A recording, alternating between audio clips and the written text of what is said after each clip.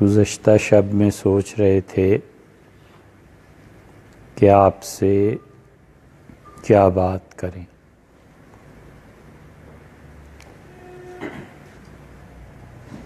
اور پھر ذہن اٹک گیا ایک چیز پہ، اور وہ ایسی نازک چیز ہے کہ اس پہ کچھ بات اس سے پہلے ہوئی ہے،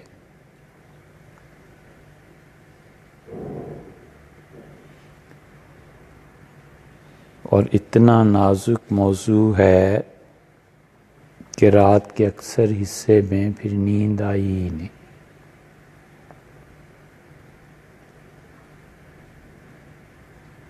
بولیں تو جب بھی مصیبت ہے، نہ بیان کریں تو موجودہ خدا کے انکار پہ مبنی جو تہذیب ہے اور جو وہ دلائل رکھتے ہیں، ان دلائل کا رد نہیں ہو سکتا۔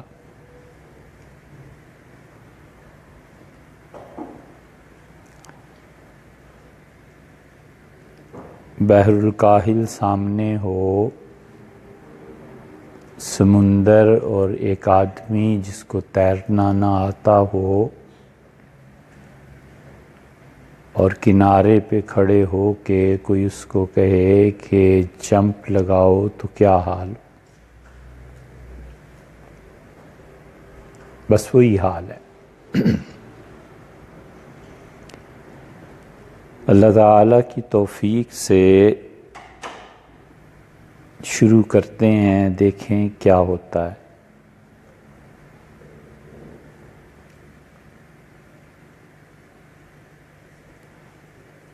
اس دنیا میں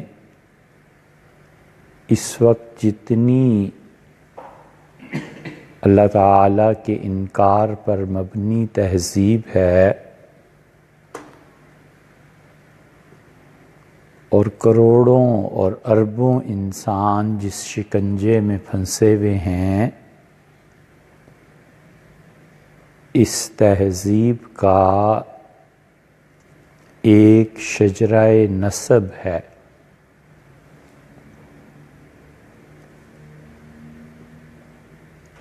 اور یہ تہذیب جو ہیومینٹی اور انسانیت کی بنیادوں پر پھیل رہی ہے،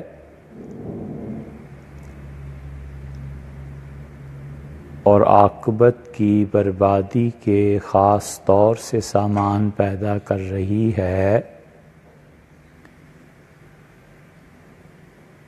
ان کا بابا آدم، ان کا پہلا باپ، ان کی بنیاد کی پہلی اینٹ یہ ہے کہ ہر تکلیف شر ہے،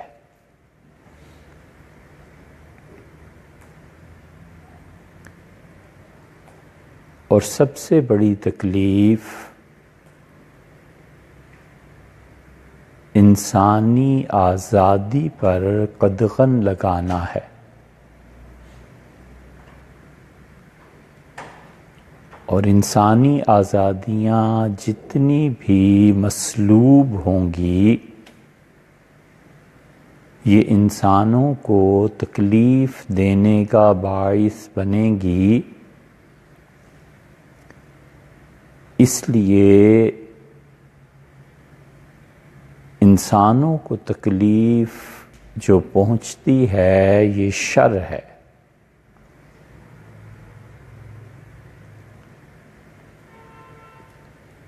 اور پھر ان دو جملوں کے بعد ایک تو یہ کہ انسانیت ناس و اس فلسفے کا پہلا جملہ یہ ہے کہ زندگی میں پہنچنے والی ہر تکلیف شر ہے، اور دوسری بات یہ ہے کہ سب سے بڑا شر انسانی آزادیوں کو محدود کرنا ہے، اور ان دو اینٹوں کے بعد نتیجہ اس کا یہ نکلتا ہے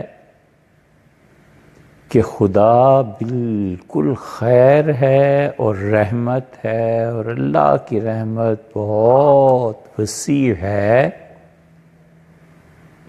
اور اس دھوکے میں کہ خدا کی رحمت بہت وسیع ہے، یا تو سارا مذہب معطل ہو جائے، بیکار ہو جائے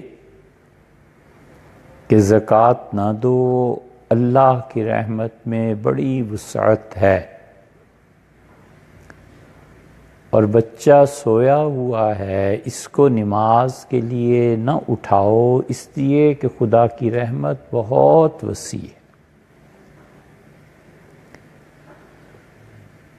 اور حج فرض ہو جانے کے باوجود نہ کرو، اللہ کی رحمت بہت وسیع ہے، اور جتنی غلط حرکتوں سے کوئی بھی مذہب روکتا ہے ان کا ارتکاب کرو اس بنیاد پہ کہ اللہ معاف کرنے والا۔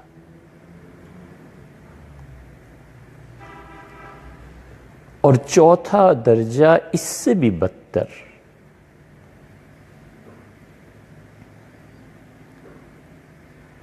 وہ چوتھا درجہ یہ ہے کہ انسانی آزادیاں یہ سب کی سب روکنا شر ہے، اور اس کائنات میں اگر کوئی خیر ہے تو وہ انسانی آزادی ہے، اور اللہ اگر کہیں ہے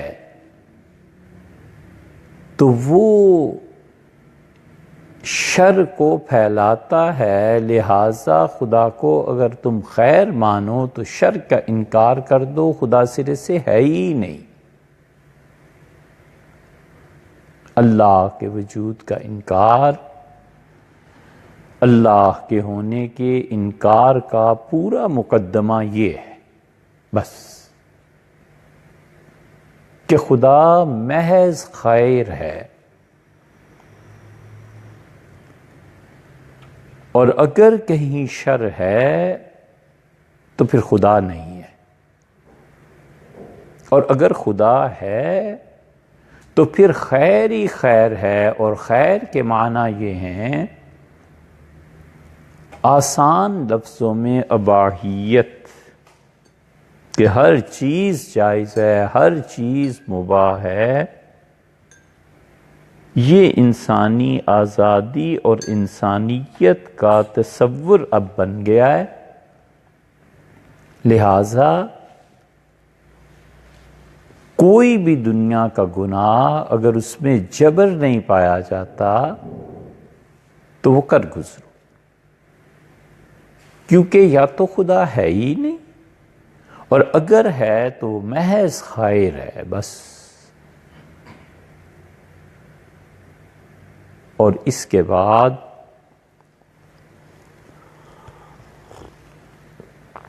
یہ اتنی بڑی چیزیں ہیں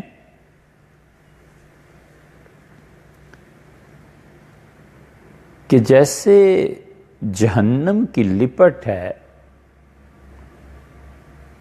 جیسے مائنس میں ٹیمپریچر چلا جائے، 60-70 ہو جائے، اور ایک سرد ہوا کا جھونکا انسان کو منجمد کر دے، یہ اتنے بڑے بڑے فکرے ہیں، ان کے دہرانے سے بھی ڈر لگتا ہے کہ اتنے گمراہ کن فلسفہ اور خیالات ہیں۔ نیند اسی وجہ سے اڑتی ہے۔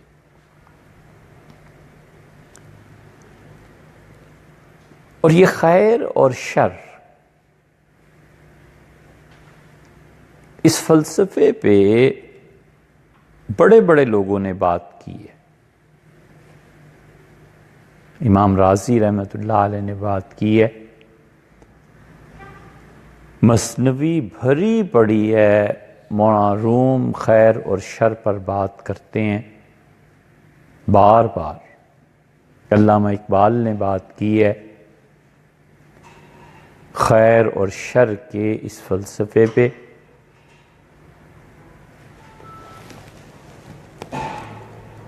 شاطبی رحمۃ اللہ علیہ، جو ان کی چیزیں نظر سے گزری اگرچہ کم ہیں لیکن انہوں نے بات کی ہے۔ اور اس خیر اور شر کی ساری مباحث کے نتیجے میں اللہ کو نہ ماننا ہے، بس یہ خلاصہ ہے کہ خدا نہیں ہے۔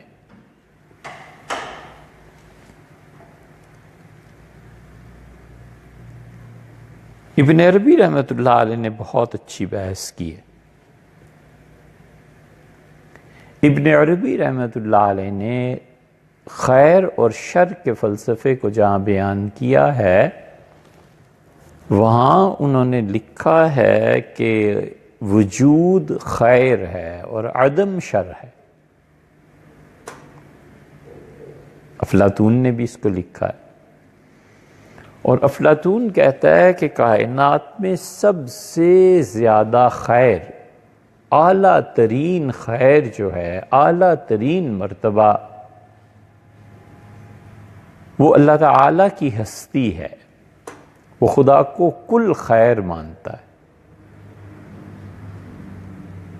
یہ فلسفہ ہم تک معلوم نہیں اصل صورت میں پہنچا ہے، یا یہ کہ افلاطون نے جس معنی میں کہا ہے وہ چیز ہے جو مولانا نے مثنوی میں بھی بیان کیا ہے رحمہ اللہ، کہ مفہوم ہے، الفاظ نہیں ملتے۔ ایک تو مصیبت یہ ہے کہ اب آدمی اتنی بڑی بڑی چیزوں کو الفاظ کی قید میں کیسے لائے۔ بچے خوبصورت اچھے لگتے ہیں، اپنی اولاد، وہ جو محبت کا جذبہ کبھی ان کو دیکھ کے پیدا ہوتا ہے، اب ان کو الفاظ میں کیسے ڈھالے۔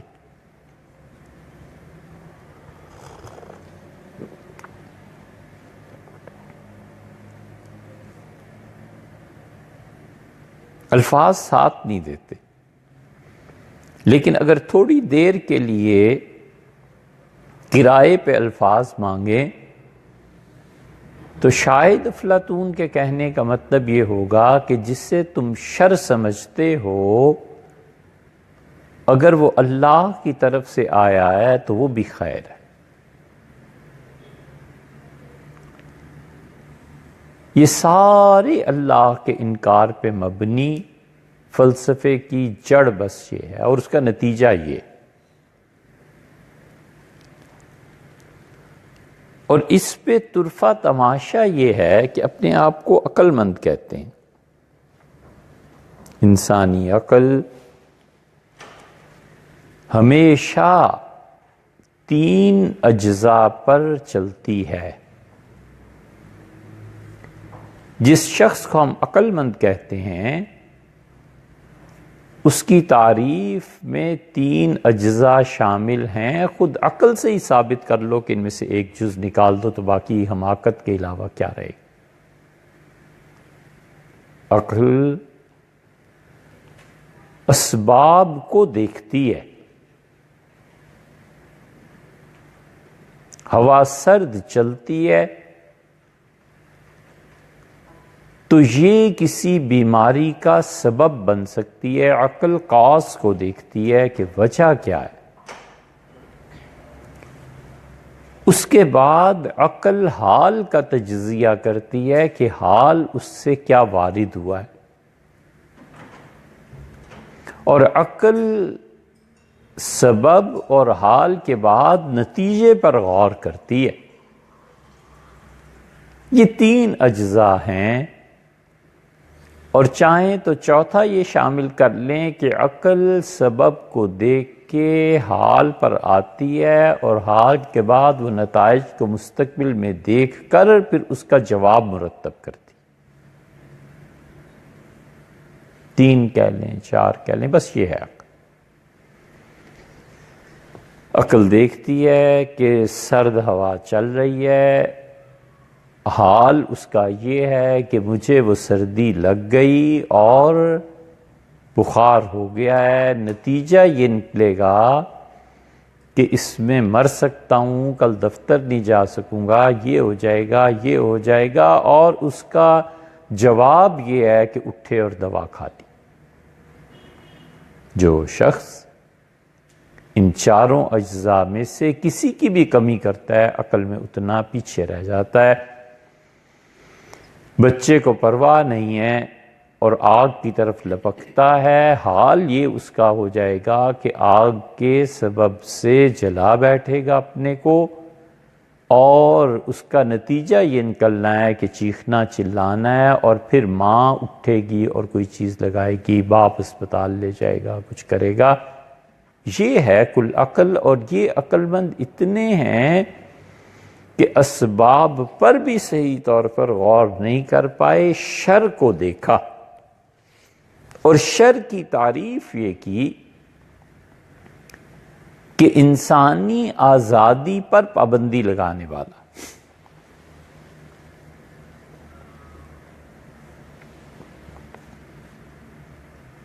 اس کے بھی دو جز ہیں، ایک جز تو بھی عرض کرتے ہیں۔ ایک ریاست کی بحث چل رہی ہے کہ ریاست کیا چیز ہے، اور سیدنا ابوبکر رضی اللہ عنہ نے ریاست کیسے قائم کی تھی اور اس پہ کیا الزامات ہیں۔ تو آئندہ جمعے میں اسی کا دوسرا پہلو آئے گا کہ انسانی آزادیوں پر پابندی لگانا یہ کیا چیز ہے۔ وہ کہتے ہیں شر ہے، اور پھر کہتے ہیں کہ شر کا وجود اگر ہے تو خدا نہیں ہے، اور خدا ہے تو شر کا وجود نہیں۔ عقل اتنی ہے کہ اسباب کو نہیں دیکھتے کہ کس وجہ سے پابندی کا لگنا ضروری ہے، اور عقل کا یہ حال ہے کہ نہیں جانتے کہ اخلاقیات اور انصاف ان دونوں پودوں کی پرورش ملامت سے ہوتی ہے۔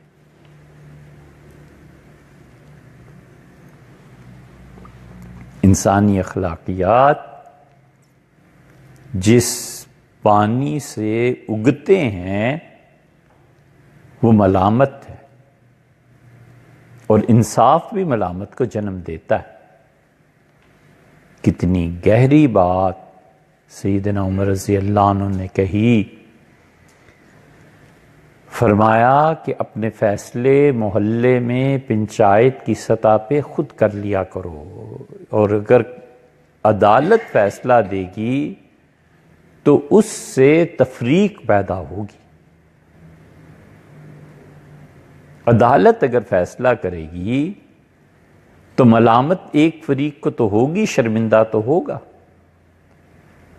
اخلاقیات سے گری ہوئی حرکت کرے گا، کوئی ٹوکے گا تو شرمندہ ہوگا۔ یہ شرمندگی اخلاقیات کو بڑھائے گی۔ اگر شعور ہے تو یہ شرمندگی کہ کیا کر رہے ہو، کوئی دیکھے گا تو کیا کہے گا، کوئی سنے گا تو کیا کہے گا۔ بہت سی چیزیں بچہ اس لیے چھوڑ دیتا ہے کہ کسی کی نگاہ پڑ گئی تو کوئی کیا کہے گا۔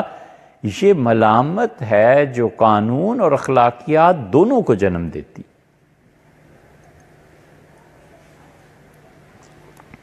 اور قانون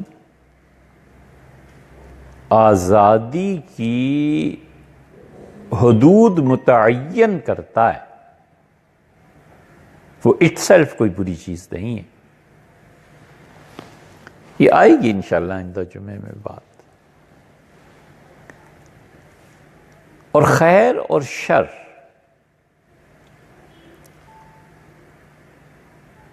اس کائنات میں دونوں ہیں، حقیقت بس اتنی سی ہے۔ اس خیر اور شر کے فلسفے پہ علامہ اقبال نے بحث کی ہے۔ یہ اتنے بڑے بڑے موضوعات ہیں، جبر اور قدر، خیر اور شر، کسب انسان کا عمل اور اس کے نتائج، تقدیر اور انسانی اعمال، یہ اتنے بڑے بڑے موضوعات ہیں کہ ان فلاسفہ نے عمریں کھپا دی۔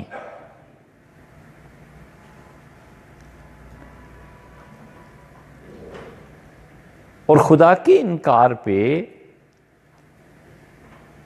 یہ بات رکھنا کہ اللہ محض خیر ہے، در حقیقت خدا کا تصور جو وہ پیش کرتے ہیں اور پھر اس سے بڑھ کر انکار کرتے ہیں،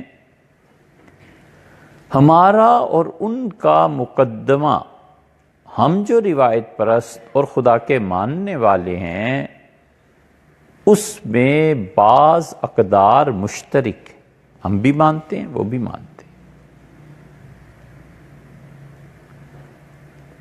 اور جہاں پر پہنچ کر اختلاف پیدا ہوتا ہے وہ چیزیں دو یا تین آپ سے عرض کرتے ہیں، اور بھی خدا کے انکار پر مبنی کل تہذیب یہ کہتی ہے کہ اگر کوئی خدا ہے اور تم مانتے ہو کہ وہ علیم ہے تو ہم کہتے ہیں بالکل ٹھیک ہے۔ فرق یہ ہے کہ ہم کہتے ہیں خدا ہے اور علیم ہے۔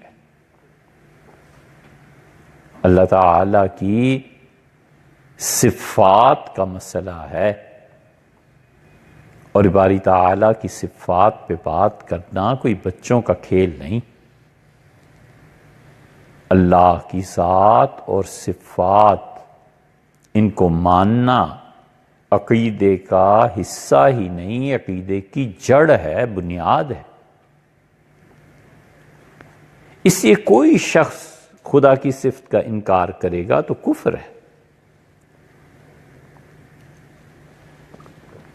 ہم میں اور ان میں یہ بات مشترک ہے کہ ہم کہتے ہیں اللہ عالم کل ہے،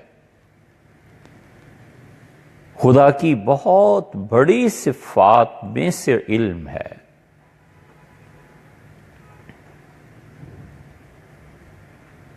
حضرت قاسم نانوتوی رحمۃ اللہ نے ایک جگہ بحث کی ہے،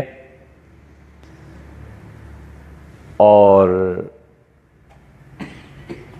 حضرت رحمۃ اللہ علیہ کی کتابیں آسانی سے سمجھ میں آنے والی نہیں ہیں۔ ہمارے استاد تھے قاری رشید صاحب رحمۃ اللہ علیہ، ہم جانی شاہ میں ان کی مسجد تھی لاہور میں، شام کو جا کر حضرت کی کتابیں ان سے سبقن پڑھیں کہ کہنا کیا چاہتے ہیں۔ وہاں حضرت نے ایک جگہ لکھا ہے کہ اللہ کی صفت علم اس کی قدرت سے زیادہ سے مراد بڑھ کے، زیادہ سے مراد علم سب سے پہلے ہے۔ اسی لیے اللہ تعالیٰ بار بار قرآن کریم میں کہتا ہے کہ علیم ہے، انزلہ بعلمہ، اللہ نے اس قرآن کو نازل کیا اپنے علم کے ساتھ۔ اس کا علم جب اس نے اس کائنات کو پیدا کیا تھا، اس دن بھی وہی تھا جو آج ہے، اور اس دن بھی وہ ہوگا جب قیامت آئے گی۔ خدا کا علم تدریجاً نہیں ہے کہ اسے پتہ ہی نہیں ہے کہ 2050 میں کیا ہوگا، اسے اس وقت بھی پتا تھا جب زمانہ پیدا نہیں ہوا تھا۔ یہ ہم میں اور ان میں مشترک ہے۔ جو خدا کو اگر مانتے ہیں اور جو بالکل منکر ہیں وہ کہتے ہیں خدا ہی نہیں ہے تو صفات کی کیا بات کرتے۔ یہ ساری کائنات فزکس پہ چل رہی ہے۔ یہ تو اب تصورات پچھلے شاید 50 برس میں پیدا ہوئے ہوں گے کہ میٹا فزکس بھی کوئی چیز ہے، وگرنہ تو اس سے پچھلی صدیاں فزکس پہ ہی اصولوں پہ کیمسٹری پہ چلتی رہی۔ اور اللہ کی دوسری صفت جو ہم میں اور ان میں مشترک ہے وہ قدرت ہے۔ وہ کہتے ہیں خدا قادر ہے، ہم کہتے ہیں بالکل خدا کی قدرت بھی کامل ہے۔ خدا کا علم، قدرت، یہ دونوں ایسی صفات ہیں جو امہات میں شمار کیے جانے کے قابل ہیں کہ اللہ کی صفات میں خود 3 قسمیں ہیں، اور پہلی قسم میں یہ دونوں صفات اللہ کی بہت ٹاپ کی بات ہے کہ اس کائنات کا ایک ایک ذرہ، ایک ایک پتا اور ایک ایک چیز اس کے قبضہ قدرت میں ہے۔ اور اسی لیے وہ کہتا ہے کہ ما تسقط من ورقۃ، اور ایک پتا اپنے درخت سے اپنی اصل سے جدا نہیں ہوتا، اور ایک دانہ زمین کی تہ میں نہیں پھوٹتا، مگر ہمیں علم بھی ہے، اور وہ جو اس کا پھوٹنا ہے وہ قدرت سے تعلق رکھتا ہے۔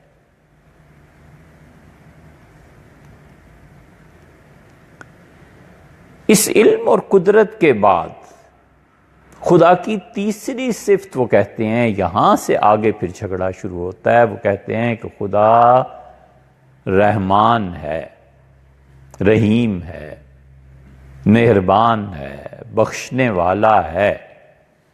اور یہ خدا کا نامکمل تعارف یہاں آ کر چھوڑ دیتے ہیں اور کہتے ہیں حدیث میں بھی یہ آیا ہے، قرآن میں بھی یہ آیا ہے، اور خدا بہت مہربان ہے۔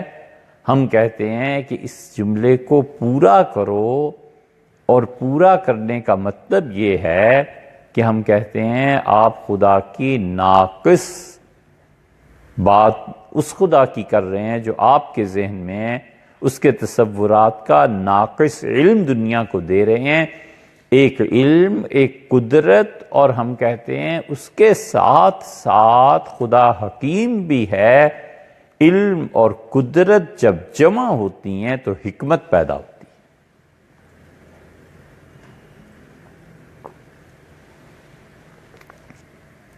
خدا جس وقت رحم کر رہا ہوتا ہے عین اس وقت وہ قہار بھی ہوتا ہے، اور جب وہ قہر برسا رہا ہوتا ہے تو عین اس وقت وہ رحیم اور کریم بھی ہوتا ہے۔ خدا کی حکمت کو بھلا دینا یہ وہ چیز ہے جس کی بنیاد پر پھر انکار آگے آتا ہے، اور وہ خدا کی حکمت کا ذکر نہیں کرتے، حکیم نہیں مانتے، ناقص تصور اللہ کی صفات کا دے کے پھر آگے چل پڑتے ہیں کہ وہ خیر محض ہے، رحمان ہے۔ ہم کہتے ہیں رحمان بھی ہے اور عادل بھی ہے۔ اس کے کام حکمت کے تحت۔ اس کائنات میں جتنا ظلم تم دیکھتے ہو یہ سارے کا سارا ظلم اس کی اپنی سکیم کے تحت ہے۔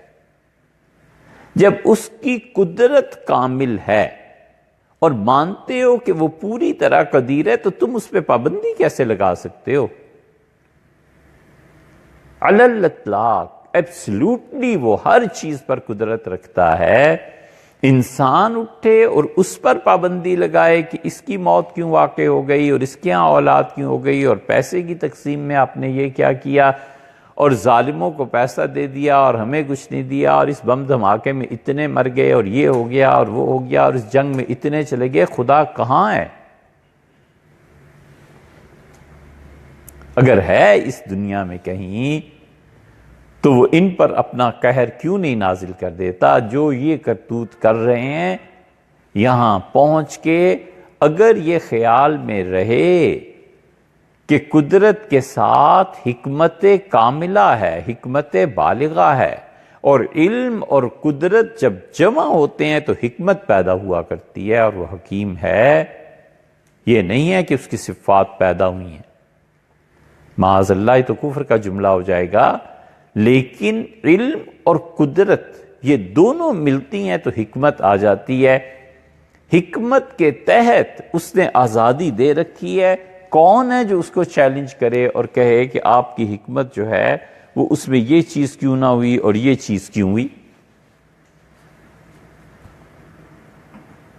حکمت۔ روم نے ایک کہانی لکھی ہے مثنوی میں،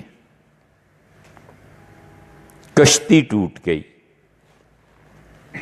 بچہ جو تھا ماں مر گئی اور وہ تختے پہ تھا، اور بہت بھیانک منظر مولانا نے قائم کیا ہے، اور کہانی سنائی ہے کہ یہ بظاہر سب ظلم ہو رہا تھا کہ بڑی امید اور مراد سے بچہ کہیں آیا دنیا میں، اور سیلاب آیا اور کشتی کے ٹکڑے ٹکڑے ہو گئے اور ماں مر گئی، اور بچہ جو تھا وہ تختے پہ آ گیا، اور وہ تختہ تیرتا ہوا کہیں کنارے لگا، اور ہرنی آئی اور اس نے دودھ پلایا۔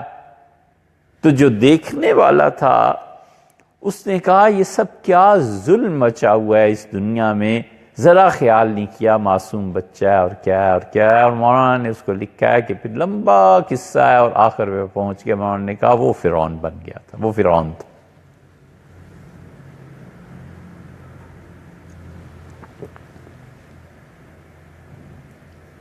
یہ وہ فرعون نہیں ہے جو حضرت موسیٰ علیہ السلام کے معاملہ ہے۔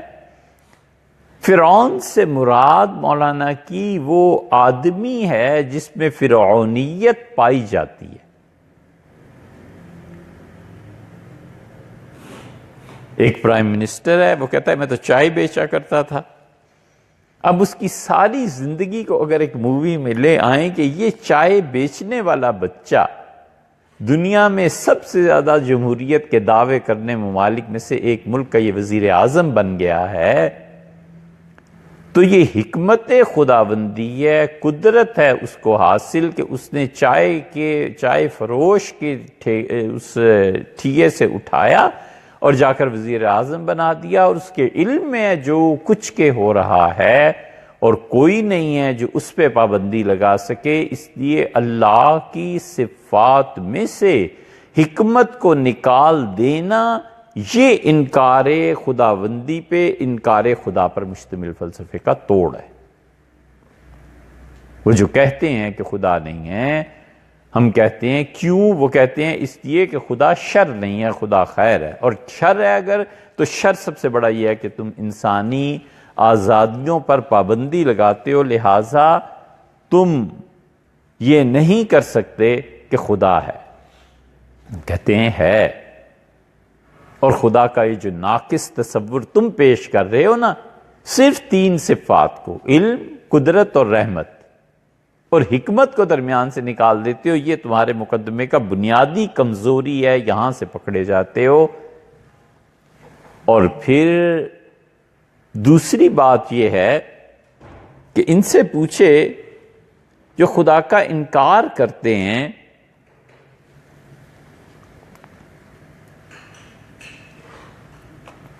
کہ تم خدا کا انکار تب کر سکتے ہو جب دو چیزیں ثابت کرو کہ یہ ہیں۔ مقدمہ ہے نا، ستون ہے، ان کو ثابت کرو۔ یہ ثابت کر دو کہ انسانی زندگی ایک ہی ہے، اور یہ بھی دوسری چیز ثابت کر دو کہ یہ دنیا ہمیشہ ہمیشہ قائم رہنے والی۔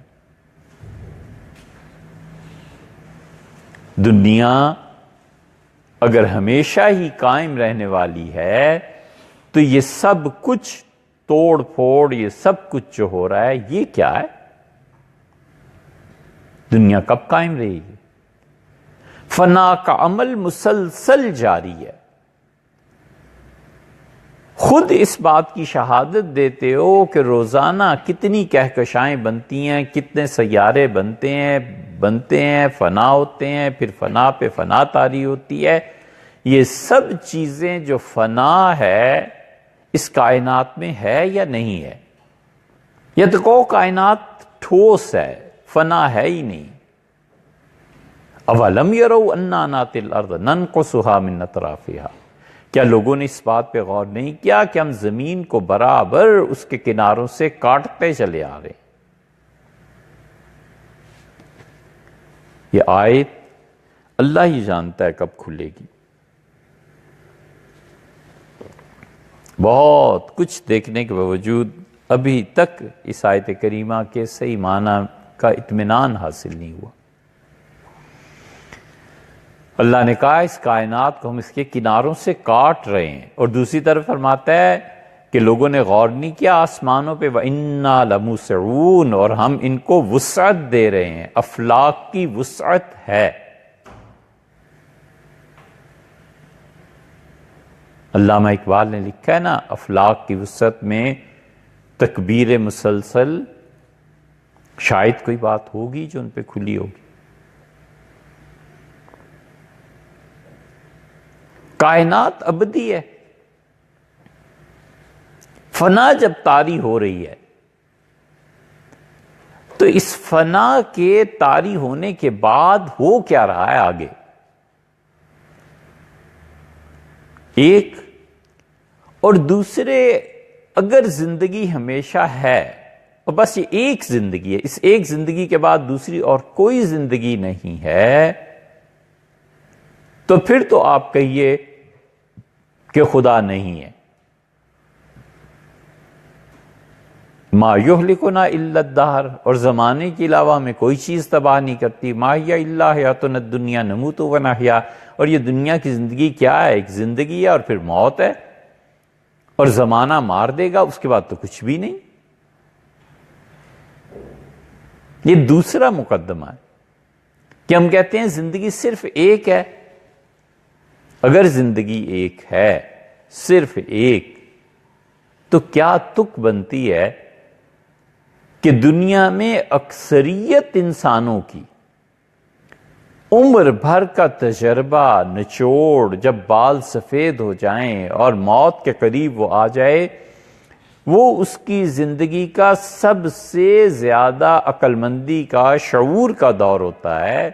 وہ اپنی پچھلی زندگی پہ نظر کرتا ہے، خامیاں نظر آتی ہیں، خوبیاں نظر آتی ہیں، اپنے آپ کو اس وقت اس نے ٹھیک کیا ہوا ہوتا ہے، اور عین جب وہ اس عروج میں ہوتا ہے شعور کے، اسے موت آ جائے۔ یہ کیا طریقہ ہے؟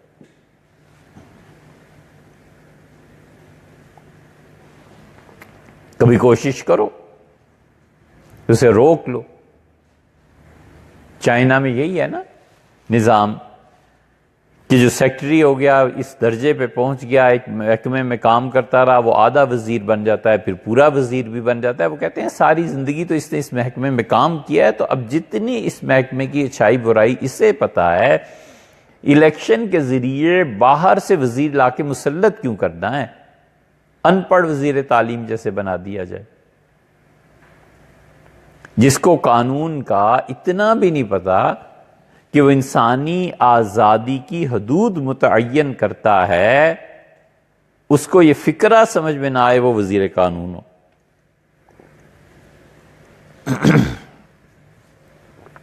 یہی ہو رہا ہے نا۔ تو جب ایک آدمی کی صلاحیتیں انتہائی صحیح ہو جائیں، عروج پر پہنچے، اب اس پہ موت آ گئی، کیا مشکل مصیبت۔ وہ پلٹ کے پوچھتے ہیں کہ تم بتاؤ کہ زندگی ایک نہیں تو دو ہیں کیا؟ اور دنیا ابدی نہیں ہے تو اس کا کیا ثبوت؟ وہ تو ہم نے آپ سے عرض کر دیا۔ ہم کہتے ہیں ہمارے ان دونوں مقدمات کی بنیاد وحی ہے، اور تمہارے دونوں مقدمات کی بنیاد عقل ہے، اور عقل اور وحی جب بھی اس کا تصادم ہوتا ہے، عقل وحی کی وسعت سمجھنے سے قاصر رہ جاتی ہے، اور یہ بارہا ہوا ہے۔ وحی کا ایک معمولی سا حصہ، بہت معمولی سا حصہ خواب ہے۔ کوئی انکار کر سکتا ہے اس بات کا کہ میں نے ایک خواب دیکھا ہو اور اس کی تعبیر مجھے نہ ملی؟ جو عمر بھر خواب نہیں دیکھتے، مہینوں انہیں کچھ نہیں نظر آتا، پھر اچانک ایک چیز نظر آتی ہے، اس کا انکار ممکن ہے؟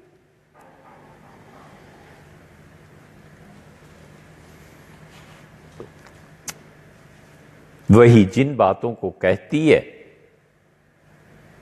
کیا ان کا انکار ممکن ہے؟ وہی جن تصورات کو انسان میں پیدا کرتی ہے، ان میں سب سے بڑا تصور آخرت کی جواب دہی کا ہے، اور جب آخرت کی جواب دہی کا تصور آپ لائیں گے تو خیر اور شر دونوں ہوں گے تو آخرت ہے نا۔ اگر شر کا وجود ہی نہیں ہے تو پھر آخرت کاہے کی اور پھر دوسری زندگی کاہے کی؟ جسے تم شر کہتے ہو، ہم کہتے ہیں اس کی، یہ تیسرا جواب ہے، ہم کہتے ہیں اس کی دو تقسیمیں ہیں۔ شر سے مراد آپ پابندی لیتے ہیں، اور کائنات میں جب فطرت میں شر، اس معنی میں ہم نہیں اس سے شر کہہ رہے، لیکن جس معنی میں وہ کہتے ہیں شر، ہم کہتے ہیں جب فطرت میں آتا ہے تو تم اس کو کیوں نہیں روک سکتے؟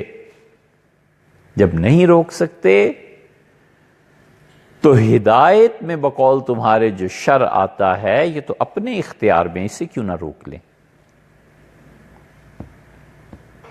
فطرت کا شر بقول ان کے، فطرت کی قید جس چیز کو پیدا کرتی ہے وہ کسی کے بھی بس میں نہیں ہے، انسان تو انسان، حیوان کے بھی بس میں نہیں ہے۔ زلزلہ آتا ہے نا، یہ فطری طور پر جبر ہے جو تم پہ نافذ ہو رہا ہے، روک لو، یہ شر ہے نا۔ سیلاب آ جاتا ہے، روک لو۔ بچہ معذور پیدا ہو جاتا ہے، کر لو جو کرنا ہے۔ دعا، تعویذ، گنڈے، کیا کیا چیزیں، اور بیٹی کی تمنا اور بیٹے کی تمنا، اور نہیں ہوتا کچھ بھی نہیں، روک لو اس کو۔ یہ وہ چیزیں ہیں جو فطرت نافذ کرتی ہے، اور یہ فطرت کا جبر ہے۔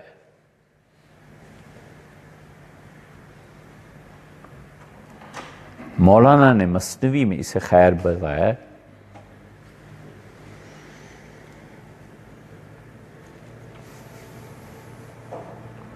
سانس رکتا ہے اس موضوع پہ بات کرتے ہوئے، یہ فطرت کا جبر ہے۔ متعین وقت کے ساتھ ساتھ سیاہ بال سفید ہو جاتے ہیں، اتنی معمولی مثال ہے، ہر آدمی جانتا ہے یہ فطرت کا جبر ہے، روک لو اسے، کوئی کچھ نہیں کر سکتا۔ اور جس کو شر کہتے ہو دوسرے معنی میں، جسے ہم ہدایت سے تعبیر کرتے ہیں، ہدایت میں شر پیدا ہوتا ہے جب آدمی ایمان سے کفر میں چلا جائے، نیکی سے گناہ میں چلا جائے۔ یہ تو اپنے اختیار کی بات ہے نا، اللہ نے انسان کو اتنا ہی مختار پیدا کیا ہے اور وہاں اتنا ہی مجبور پیدا کیا ہے کہ فطرت میں کچھ کر نہیں سکتا اور ہدایت اس کے اختیار میں۔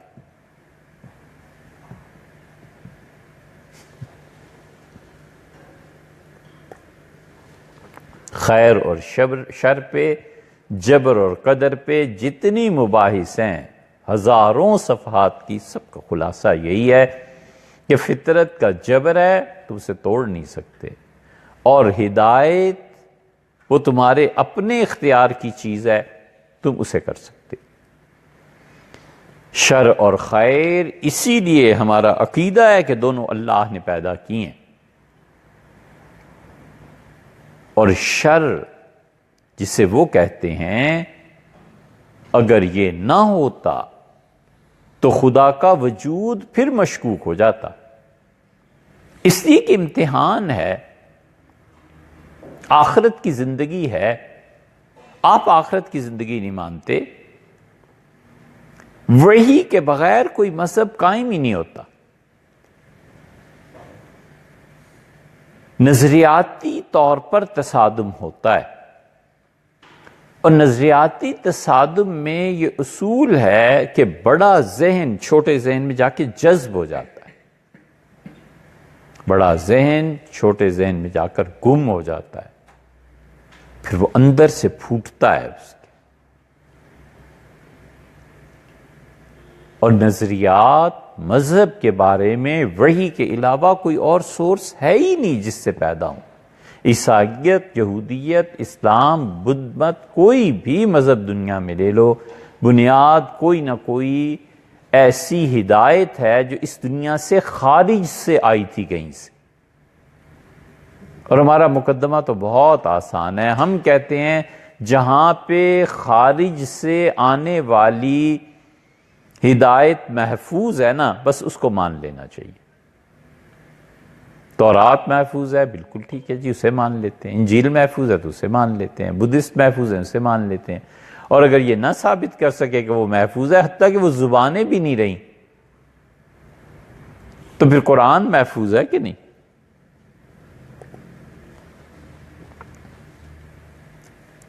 اتنا ٹھوس مقدمہ ہے یہ کہ اسے کبھی بھی توڑا نہیں جا سکتا۔ حضور اقدس صلی اللہ علیہ وسلم یہودیوں کے مدرسے میں جاتے تھے۔ صحیح بخاری مدت ہوئی وہ دیکھے ہوئے حدیث کو، مگر کل ہم نے اسی لیے نکلوائی مدراس کہ اسے دیکھیں۔ رسول اللہ صلی اللہ علیہ وسلم یہودیوں کے مدرسے میں جا کر وعظ فرماتے تھے، نصیحت کرتے تھے۔ یہ وہ مذہبی آزادی تھی جس کا پچھلے جمعے کو تذکرہ ہوا تھا نا، کہ یہودی اور مسلمان ملت واحدہ ہیں۔ مدینہ منورہ میں جو پہلا معاہدہ لکھا گیا، اس میں پہلی سطر رسول اللہ صلی اللہ علیہ وسلم یہی لکھوائی تھی کہ یہودی اور مسلمان ملت واحدہ ہیں۔ یہ ملی وحدت کی وہ جو تحریر ہے نا، اس نقطے پہ نگاہ پہنچی تھی تین آدمیوں کی یا تین گروہوں کی، مولانا ابوالکلام آزاد اور ان کے ماننے والے، حضرت مدنی رحمۃ اللہ علیہ اور ان کے ماننے والے، اور مولانا حبیب الرحمن صاحب لدھیانوی، لدھیانہ کے جو باقی علماء ان کے گروہ کے تھے رحمہم اللہ، یہ تینوں اس نقطے پہ پہنچے تھے کہ وحدت ملت جو ہے نا، یہ برقرار رہنی چاہیے۔ اگر ملت کی وحدت برقرار نہ رہی تو اسلام کی تبلیغ رک جائے گی۔ یہ سیاست ہے، اس لیے اس کے مخالف جو چیزیں ہیں نا، وہ ابن خلدون کا مقدمہ اس پہ صادق آتا ہے۔ ابن خلدون نے مقدمے میں لکھا ہے ایک جگہ کہ علماء کو سیاست نہیں آتی، یہ اس نے لکھا ہے۔ اور ابن خلدون نے جو کچھ لکھا ہے کہ مولویوں کو سیاست نہیں آتی، اس کا ایک اچھا پہلو یہ بھی ہے کہ وہ ہم جیسے بیچارے کتابوں میں گھسے ہوئے، ہمیں کیا پتا یہ سیاست کیا چیز ہے کیا چیز نہیں ہے، الفاظ ہی دیکھتے رہو ڈکشنری میں، اچھا اس حدیث کی شرح دیکھو، اچھا اس کی شرح دیکھو۔ اتنا غلبہ ہو جائے صاحب علم پہ کہ علم بھی ایک انتہا کا ہو، اور پھر سیاست کی چالیں اپنی ذہانت کی بنیاد پر سمجھتا ہو، یہ دونوں چیزیں ہر جگہ جمع تھوڑی ہی ہوتی ہیں۔ ہم ادھر ہٹ گئے، پھر آ جاتے ہیں ادھر کہ تم جس چیز کو شر کہتے ہو نا، اگر شر نہ ہوتا، ہم شر نہیں کہتے، ہم کہتے ہیں امتحان ہے۔ اگر اس دنیا میں یہ شر کا وجود نہ پایا جاتا، یہ امتحان نہ ہوتا، تو پھر تو معنی سمجھ میں کچھ آ سکتے تھے کہ خدا ہے ہی نہیں، معاذ اللہ، استغفر اللہ۔ لیکن جب تک یہ چیزیں قائم ہیں، شر نہ ہوتا تو خدا کی معرفت محال ہو جاتی۔ ہم کہتے ہیں جس کو تم شر کہتے ہو وہ امتحان ہے۔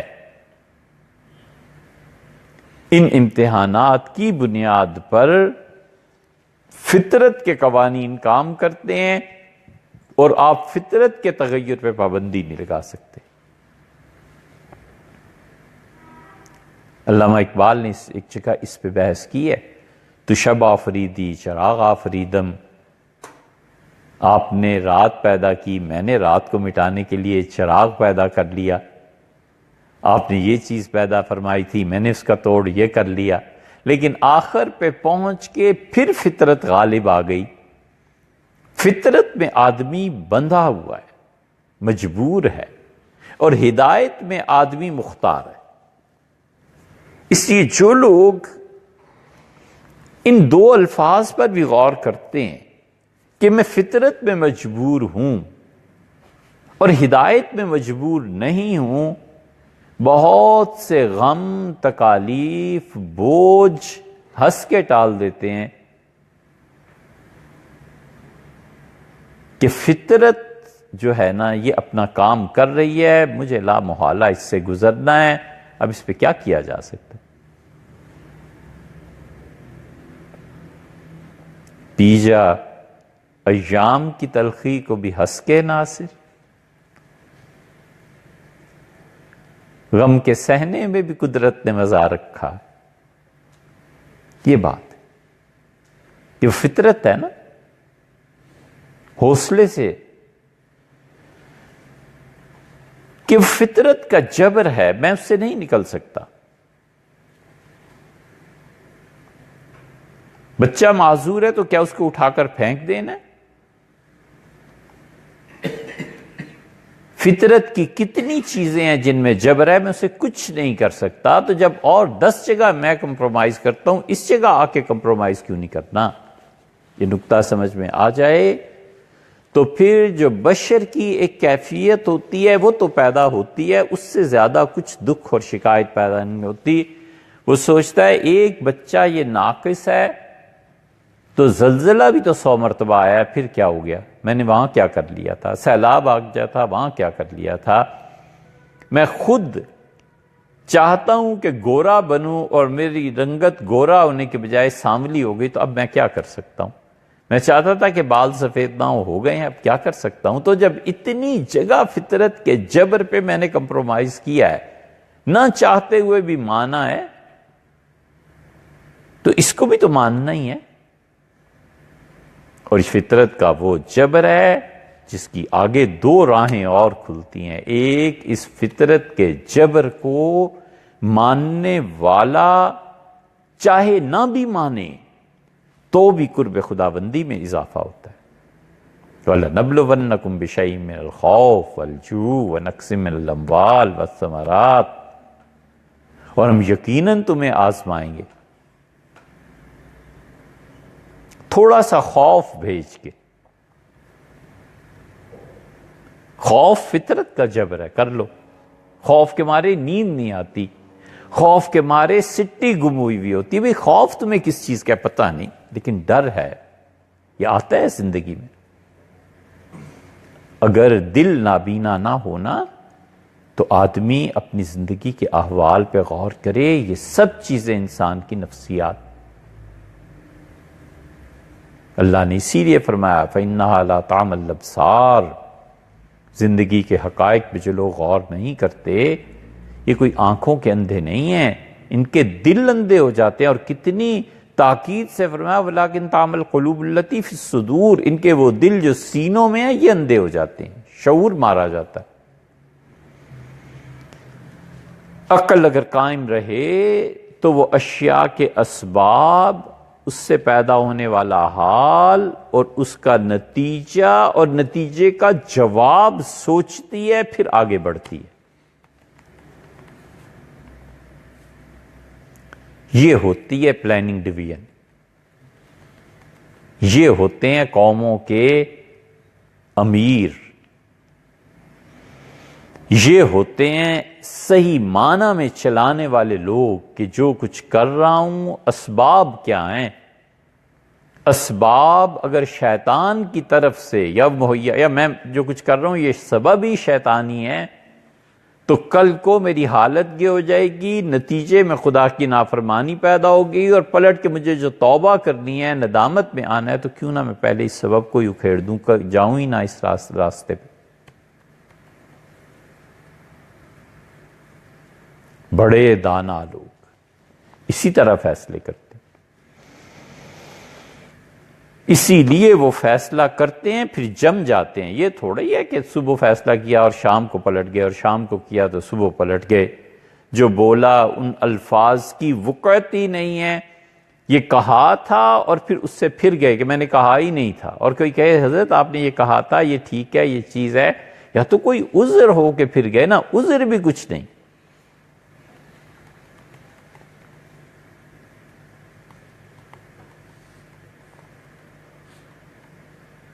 معتصم باللہ تھا،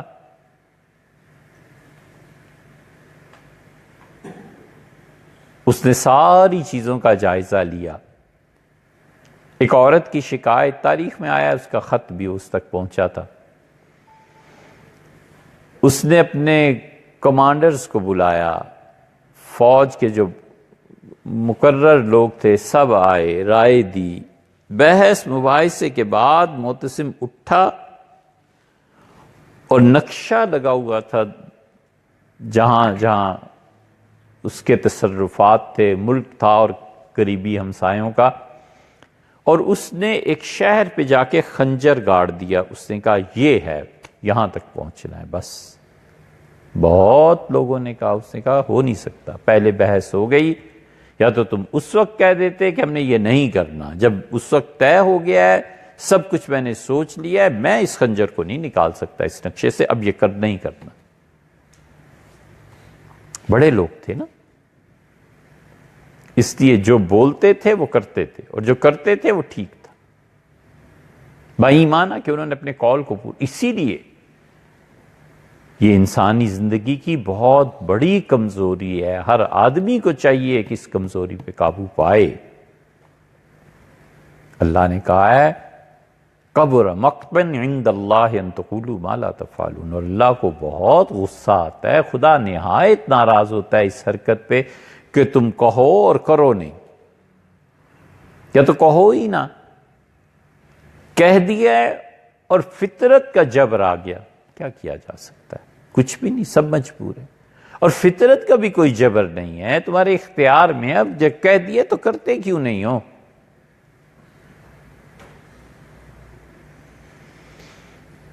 اس لیے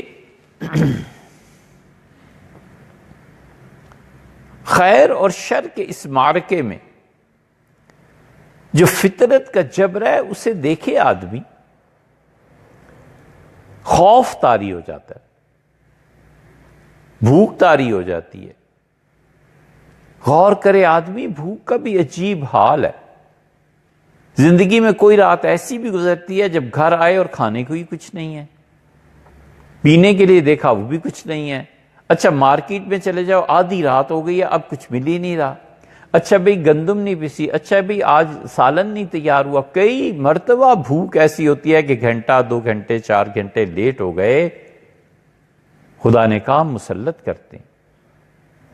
اور بھوک جو اللہ مسلط کرتا ہے کبھی اقوام پہ بہت شدید ہوتی۔ خدا نے کہا ہم اسے لباس پہنا دیتے ہیں، لباس الجوع والخوف، خوف کا لباس قوم کو پہنا دیتے ہیں۔ گزرے ہیں نا ابھی پچھلے 20-25 سال میں، خوف کا لباس تھا کہ مت جاؤ مارکیٹ، پتہ نہیں دھماکہ ہو جائے، اور اتنا شدید خوف کہ جو محافظ تھے وہ وردی نہیں پہن سکتے تھے۔ یہ سزا ہوتی ہے، اس فطرت کے جبر کو اب توڑو۔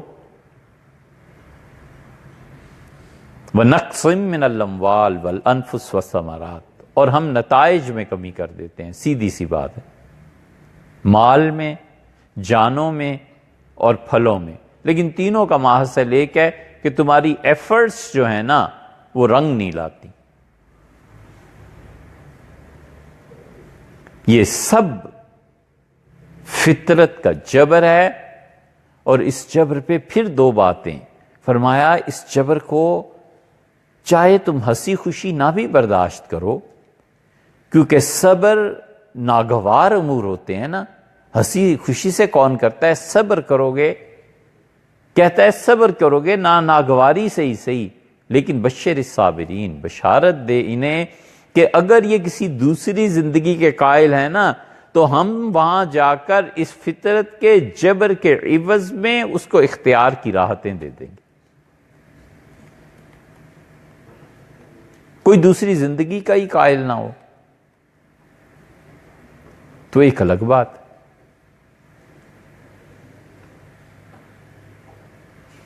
اور ہدایت، جنہوں نے اپنے اختیار کو استعمال کر کے اس راہ میں، ہدایت ہے کیا؟ ہدایت حق کا پھیلانا ہے، سچائی کا فروغ ہے۔ ہیرے سے کوئی کیا کہے گا کہ تمہاری شعاعیں پھوٹنی چاہیے، وہ تو خود بخود پھوٹتی ہیں۔ جو صاحب ہدایت ہوتا ہے اس سے ہدایت خود پھیلتی ہے، جو صاحب شر ہوتا ہے اس سے شر خود وجود میں آتا ہے۔ اسی لیے رسول اللہ صلی اللہ علیہ وسلم نے فرمایا کہ تم میں بڑے ہی برکت والے ہیں وہ لوگ جو خیر کی چابی بنیں اور خیر کے دروازے جن سے کھلیں، اور آپ نے فرمایا بدترین لوگ وہ ہیں جو شر کا باعث بنے اور شر کے دروازے ان سے کھلے۔ اس لیے ہمارا مقدمہ تو آسان ہے کہ ہم کہتے ہیں اللہ کا انکار کیسے ہو جائے گا؟ آپ ثابت کر دیں کہ زندگی بھی ایک ہے، بس یہی، اور آپ ثابت کر دیں کہ کائنات بھی ہمیشہ ہمیشہ کے لیے، اس پہ کوئی تغیر نہیں آنا۔ اگر کائنات کے علاوہ بھی کوئی کائنات بننے کے امکانات ہیں اور اس زندگی کے علاوہ بھی کسی زندگی کے امکانات ہیں، تو جتنا تم کہتے ہو نا انسانی آزادیوں پر پابندی اور شر اور یہ سارے مقدمے، اس سب کا جواب وہاں پہ پہنچ کے مل جائے گا۔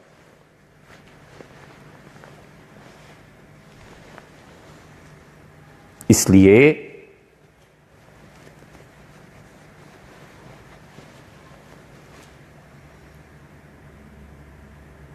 انسان جب خیر میں اعلی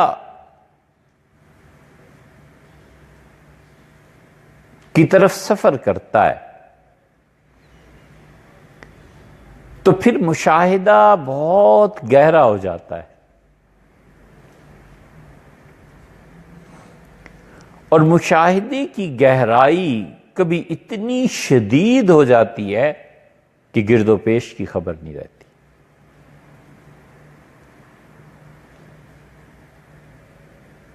یہ ہر آدمی کو تجربہ ہے کہ کبھی کبھی کوئی منظر دیکھتے ہوئے فلم میں سرکتا ہوا ٹھیک کرسی کے کنارے پر آ جاتا ہے کہ اب کیا ہونے والا ہے، اور کچھ خبر نہیں رہتی کہ ارد گرد کیا ہو رہا ہے، کون آیا کون گیا اور منظر کیا ہے، بالکل پریشانی کا حال طاری، پتہ نہیں اب کیا ہوگا آگے، یہ جہاز ڈوبنے والا ہے، اچھا یہ پہاڑ سے گرنے والا ہے، اچھا یہ گولیاں چل رہی ہیں، آگے کیا ہو رہا ہے۔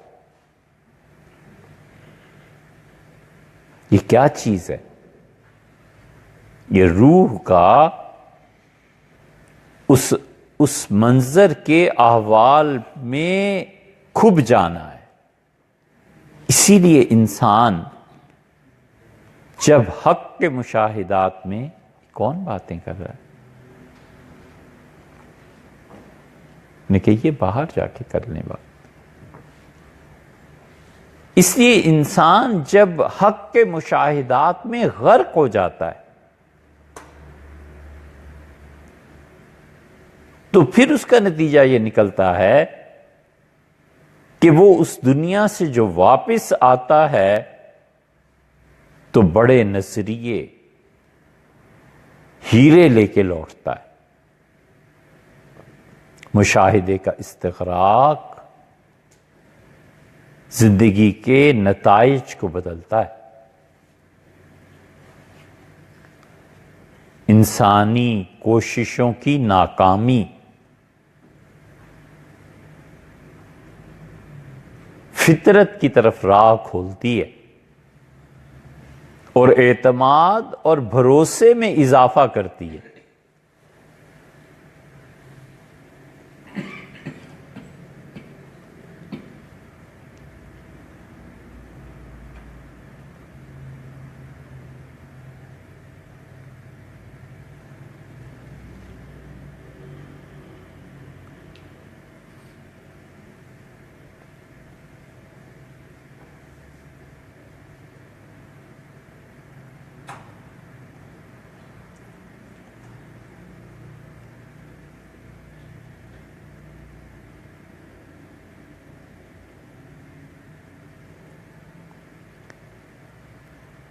اس لیے ایک حدیث کی تشریح کی ہے صوفیہ نے،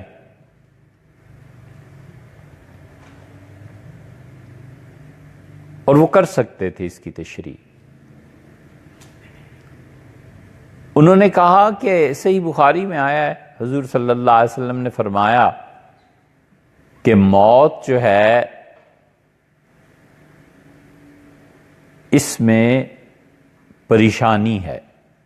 سکر کا لفظ استعمال فرمایا نا، ان للموت سکرات، کہ موت کے لیے پریشانیاں ہیں، یعنی موت میں نزع کا عالم طاری ہوتا ہے.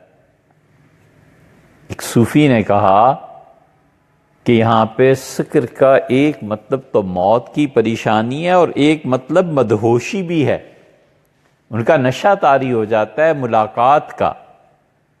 جب حق کی تجلیات کو دیکھتا ہے تو نشہ طاری ہو جاتا ہے کہ کسی طرح اب وجود اپنی فنائیت اور حدود سے نکل کے وہاں غرق ہو جائے. ترکی ہم گئے تو پہلی مرتبہ صدر الدین قونوی کی قبر دیکھی.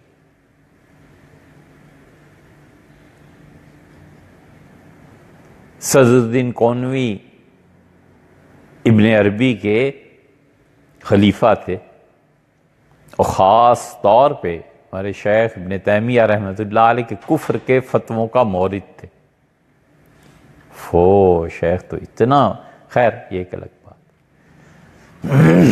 قونوی مولانا جلال الدین رومی بیمار تھے، ان کی عیادت کو گئے.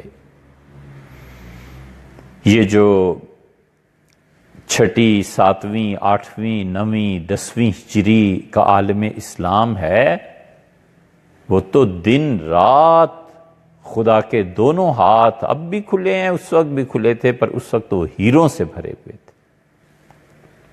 ایک ایک آدمی، ایک ایک علم، ایک ایک موضوع، اتنی رچ ہسٹری ہے کہ اگر خدا 1000 سال کی عمر کسی کو دے تو اس کو بیان نہیں کر سکتا.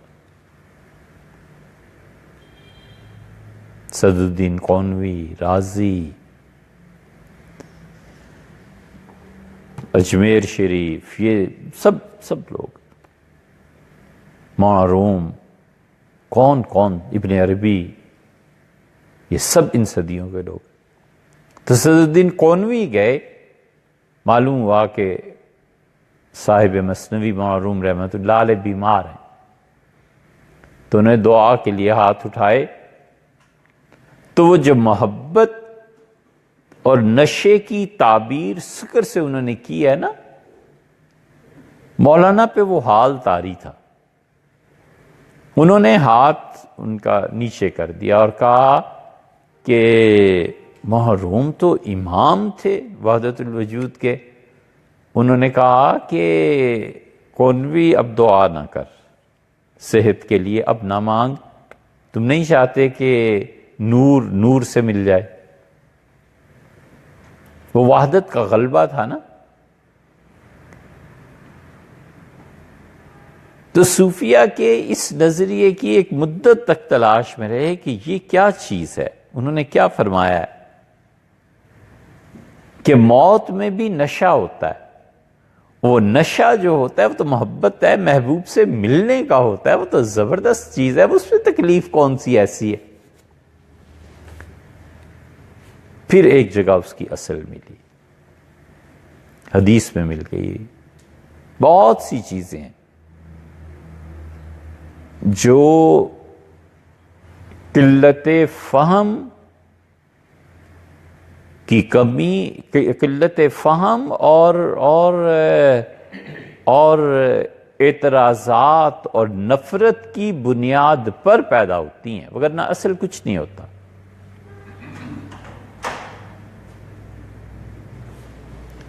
ایک استفتاء آیا ہوا تھا، کسی نے پوچھا تھا کہ جو ننگے پاؤں لوگ مزارات کی طرف سفر کرتے ہیں یہ بدعت ہے، تو بتاؤ یہ کیسی ہے، کب سے شروع ہوئی؟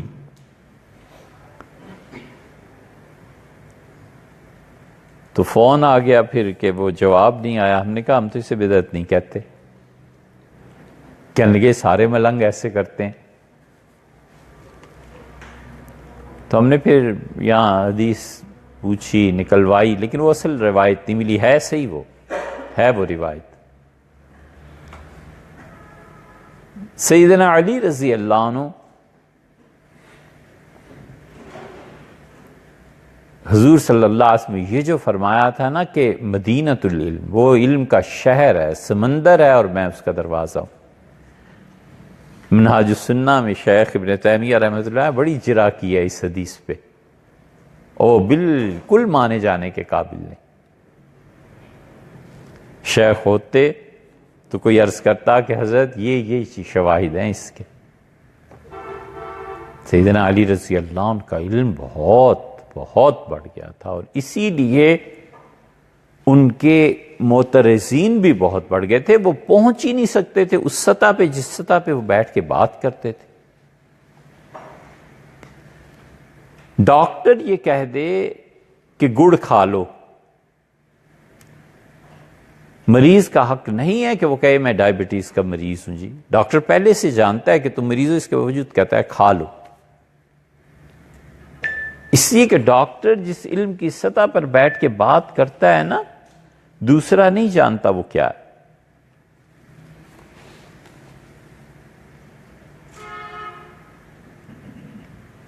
خدا کا خوف کسی پہ ہو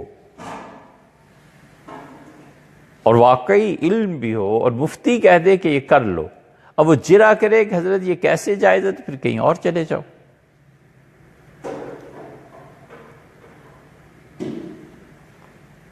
اس لیے بات بسا اوقات صرف نفرت اور اعتراضات کے نتیجے میں پیدا ہوتی ہے، وگرنہ اصل بات درست ہوتی.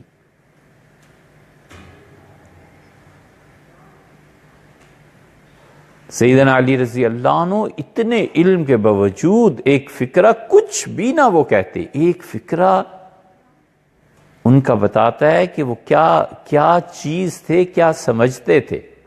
انہوں نے خلافت کا جب منصب سنبھالا نا، تو انہوں نے ایک فکرہ، بہت سی بات، ایک فکرہ اس میں سے کمال کا، انہوں نے کہا میں کسی ایسی گرہ کو نہیں کھولوں گا جسے امیر المومنین عمر رضی اللہ عنہ باندھ کے گئے.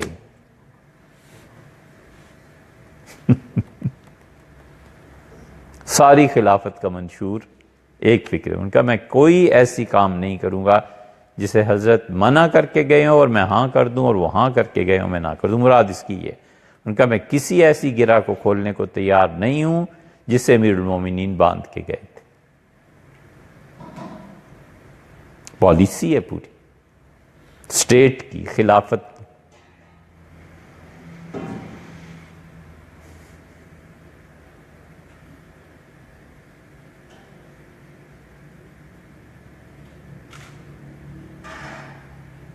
مزے کی بات یہ کہ جتنی انہیں مخالفتوں کا سامنا کرنا پڑا اتنی کسی کو نہیں کرنا پڑا. یہ وہ اس علم کی زکوٰۃ تھی ان کے. اور ایک اور پہلو بھی ہے کہ سیدنا علی رضی اللہ عنہ اپنے علم کی زکوٰۃ اگر تقسیم کر دیتے نا، تو پورے عالم اسلام میں کوئی جاہل نہ رہتا، اتنا بڑا علم تھا،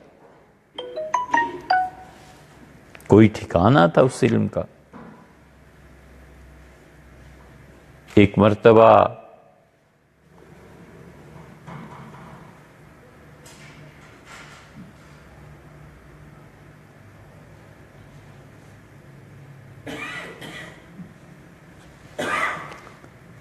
معرکہ ایک پیش آ گیا۔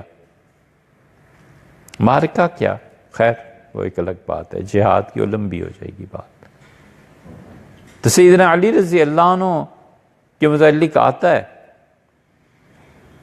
کہ وہ شاعر اللہ کی تعظیم میں 5 جگہیں ایسی تھی جہاں ننگے پاؤں جاتے تھے۔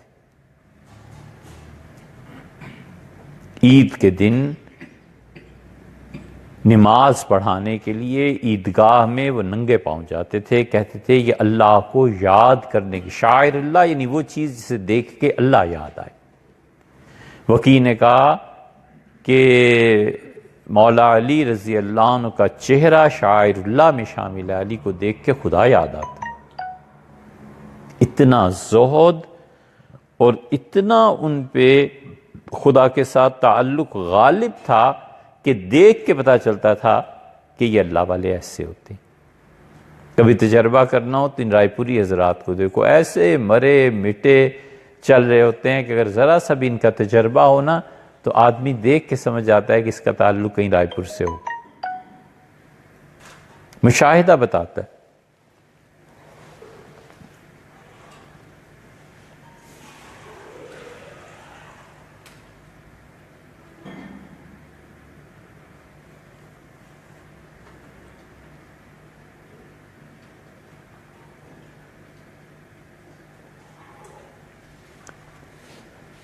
ایک صاحب ہاسپٹل میں ایڈمٹ ہیں کینسر میں، تو بار بار ان کے میسیج آ رہے ہیں، ہمیں بھی مجبوراً اس کا جواب دینا پڑا۔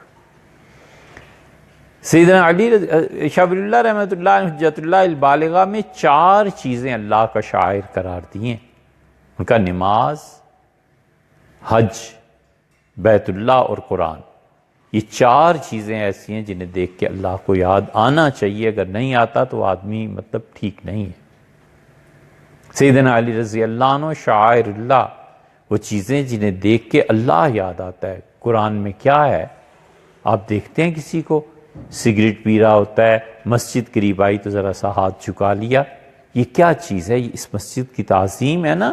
اللہ نے کہا وَمَن يُعَظِّمْ شَعَائِرَ اللَّهِ، اور جو اللہ جو چیزیں دیکھ کے اللہ یاد آتا ہے ان کی عزت کرتے ہیں، فَإِنَّهَا مِن تَقْوَى الْقُلُوبِ، یہ ان کے دلوں کا تقوی ہے، ان کے دل نیک ہیں، اس لیے یہ کرتے ہیں کہ اس کا دل نیک ہے۔ یہ سمجھتا ہے سگریٹ بجھا دیا، نیچے کر لیا، یہ کوئی نہیں، یہ بہت بڑی چیز ہے، یہ اس نے اللہ کا ادب کیا ہے، اللہ کا احترام کیا ہے، اسے اس کا اجر ملے گا۔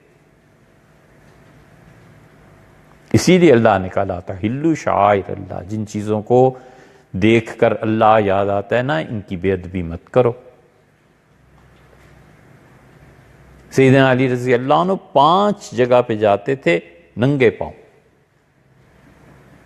عید کی نماز پڑھنے جاتے تھے، دونوں عیدوں پہ ننگے پاؤں جاتے تھے۔ مطلب یہ تھا کہ یہ جو عید ہے نا، یہ خود خدا کی یاد ہے۔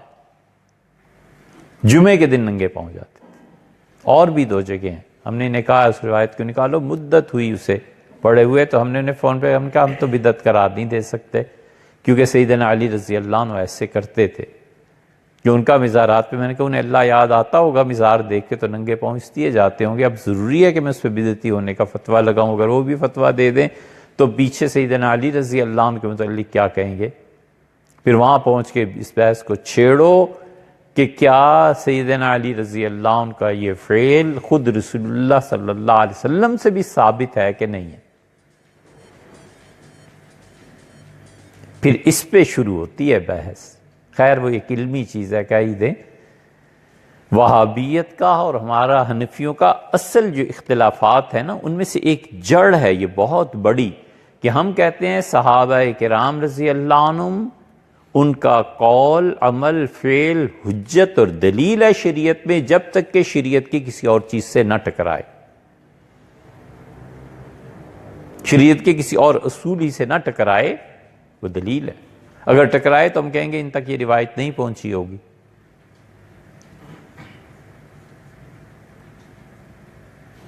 اور وہابیوں کے ہاں وہ کہتے ہیں بڑے سے بڑا صحابی ہو حتیٰ کہ خلافت راشدہ کوئی چیز نہیں ہے، صرف اللہ اور اس کے رسول صلی اللہ علیہ وسلم بس. ہم کہتے ہیں نہیں، اس کو دیکھا جائے گا خاص طور پہ خلافت راشدہ کو، کیونکہ اگر کسی چیز پہ انہوں نے عمل نہیں کیا تو اس کا مطلب یہ ہے کہ وہ ثواب کی چیز نہیں ہے، وگرنہ یہ شخص ثواب سے پیچھے رہتے یہ سارے. اور کسی پہ عمل کیا ہے تو کچھ نہ کچھ اصل ان کے پاس ہوگی، ہمیں معلوم ہو یا نہ ہو.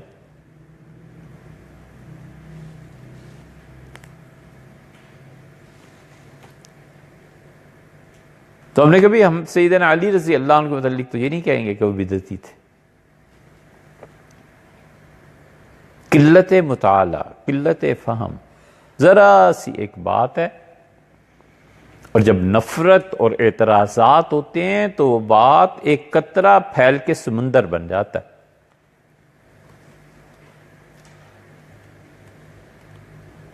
سیدنا عمر رضی اللہ عنہ نے نماز پڑھائی، اور نماز کے بعد یہ بات ہو نا آج تو میڈیا پوری دنیا میں پھیلائی اسے. نماز پڑھائی اور سلام پھیرا اور اٹھے اور فرمایا ہو مجھے یاد نہیں رہا مجھ پہ غسل فرض تھا، تو لوگوں میں اپنی نماز لوٹا لیتا ہوں، تمہاری ہو جائے گی. اور پھر پوچھا صحابہ کرام رضی اللہ عنہ سے، تو ان کا امیر المومنین یہ تو بڑی بات ہو گئی کہ آپ کو یاد ہی نہیں رہا آپ نے نہا کے نماز پڑھانی تھی. تو حضرت عمر رضی اللہ عنہ کا یہ واقعہ ہوا ہے اور میں نے تمہیں بتا دیا.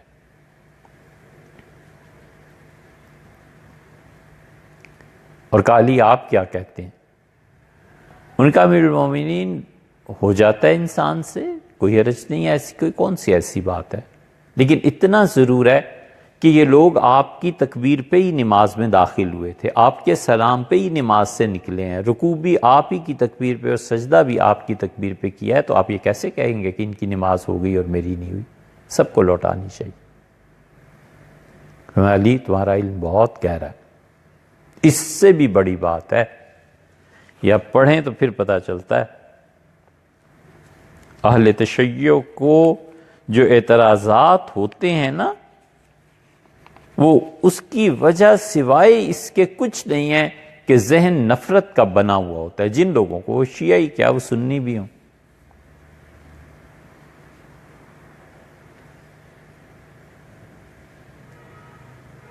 یہ دیکھو ساری جگہ آیا ہے.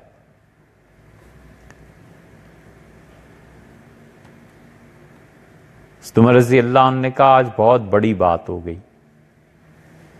صحابہ کرام رضی اللہ عنہ نے پوچھا کیا ہوا؟ ان کا کہاں ہے علی؟ ان کا جی یہ ہیں. فرمایا تم فتویٰ دو. میں نے آج روزہ رکھا ہوا تھا، میری باندی میرے قریب سے گزری، مجھے بہت اچھی لگی اور روزے کی حالت میں نے اس سے قربت کی ہے، قریب ہو گیا. صحابہ کرام رضی اللہ عنہ نے کہا کہ امیر المومنین یہ بڑی بات ہو گئی.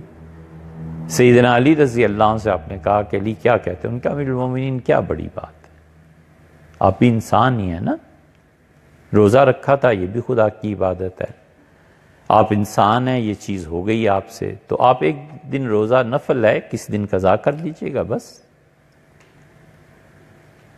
اس سے بھی بڑی ایک بات ہے مگر میں کہہ نہیں پاؤں گا، پھر آپ لوگ کیا کہیں گے. سیدنا علی رضی اللہ عنہ نے خود نماز پڑھائی کوفہ میں، اور نماز پڑھا کر گئے فجر کی، اور ابو طیاح جو ان کے سیکٹری تھے کچھ دیر بعد انہیں بلایا اور کہا لوگوں سے کہو جا کے کہ نماز لوٹا لیں، مجھے یاد ہی نہیں رہا کہ مجھے تو غسل کر کے نماز پڑھانا تھی. خود رسول اللہ صلی اللہ علیہ وسلم اپنے مصلی میں آئے، نماز کے لیے کھڑے ہوئے اور تکبیر ہو گئی، اور اقامت کے بعد جلدی سے گھر گئے. واپس آئے تو بالوں میں پانی قطرے ٹپک رہے تھے. صحابہ کرام رضی اللہ عنہ سے کہا کہ مجھے یاد نہیں رہا تھا کہ مجھے نہانا ہے، تو اس لیے میں نہا کے آیا ہوں، اپنی نماز پڑھتے ہیں۔ یہ حدیث میں آیا۔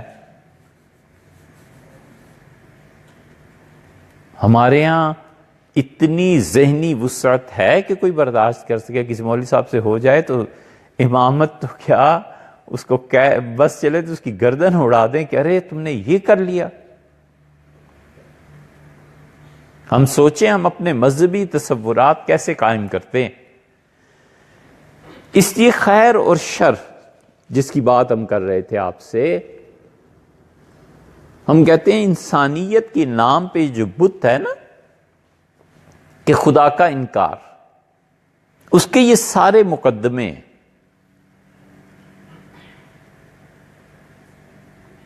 اور پھر ان مقدمات میں سب سے پہلی بات کہ ہر تکلیف شر ہے۔ ہم کہتے ہیں ہر تکلیف شر نہیں ہے۔ تم تکلیف کے ظاہر کو اور بالکل قریب کو دیکھتے ہو۔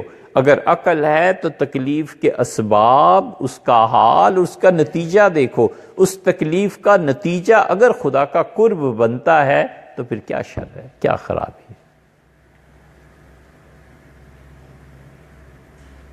پھر وہ کہتے ہیں کہ انسانی آزادیوں پر پابندی سب سے بڑا شر ہے۔ اس کا صحیح جواب انشاءاللہ آئندہ جمعے میں بات کریں گے کہ ریاست میں قوانین کیوں ہوتے ہیں اور کیا چیز ہوتی ہے۔ اور خدا تعالی زندگی دے تو یہ جو اٹھ کے آتے ہیں نا کہ مرتد کا قتل اور مرتد کا قتل، اور تم کسی کو اسلام کے علاوہ کوئی دین نہیں اختیار کرنے دیتے اور تم مذہبی تشدد کے قائل ہو، ہم بتائیں گے کہ مذہبی تشدد کے اگر قائل ہیں تو تم کن چیزوں کے قائل ہو انشاءاللہ۔ اور پھر اس کے بعد شر، اگر خدا خیر ہے اور افلاطون کے نزدیک اعلیٰ خیر ہے تو شر کا وجود نہیں ہونا چاہیے۔ تو ہم کہتے ہیں جسے آپ شر کہتے ہیں اس کے بعد بھی ایک زندگی ہے، وہاں کیا ہوگا۔